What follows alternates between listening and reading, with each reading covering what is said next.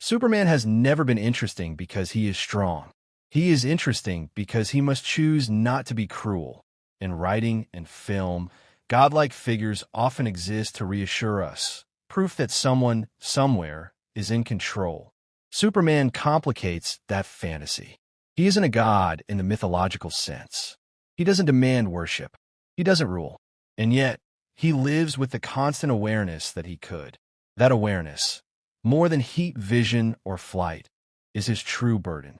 Power in storytelling usually functions as a shortcut. The stronger the character, the easier the resolution. Superman breaks that rule. His near omnipotence removes conflict on a physical level, forcing writers to relocate tension inward.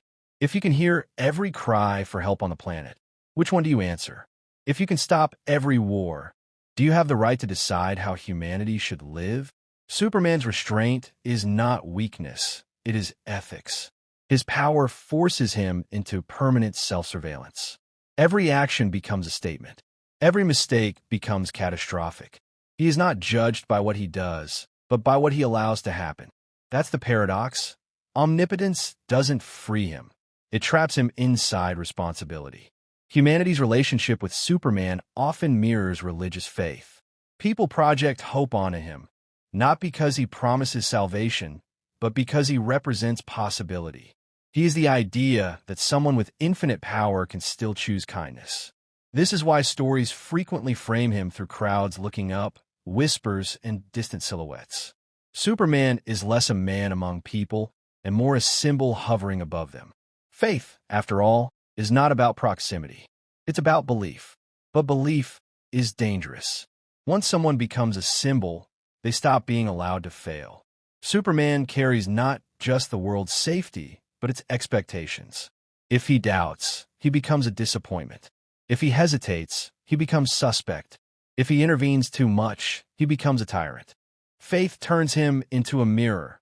Whatever humanity fears or hopes for, it sees reflected in him. Godlike characters are often lonely, but Superman's loneliness is specific. He lives among humans while never fully belonging to them. His values are human, his upbringing is human, but his consequences are not. He cannot afford emotional impulsiveness. He cannot afford revenge. He cannot afford despair. The tragedy of Superman is that he must be better than everyone else, all the time. Not because he is superior, but because the cost of failure is too high. This is why the most compelling Superman stories aren't about defeating villains.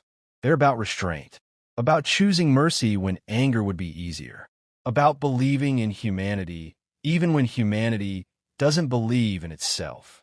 Modern films often portray Superman with distance and ambiguity. He is framed as a question rather than an answer.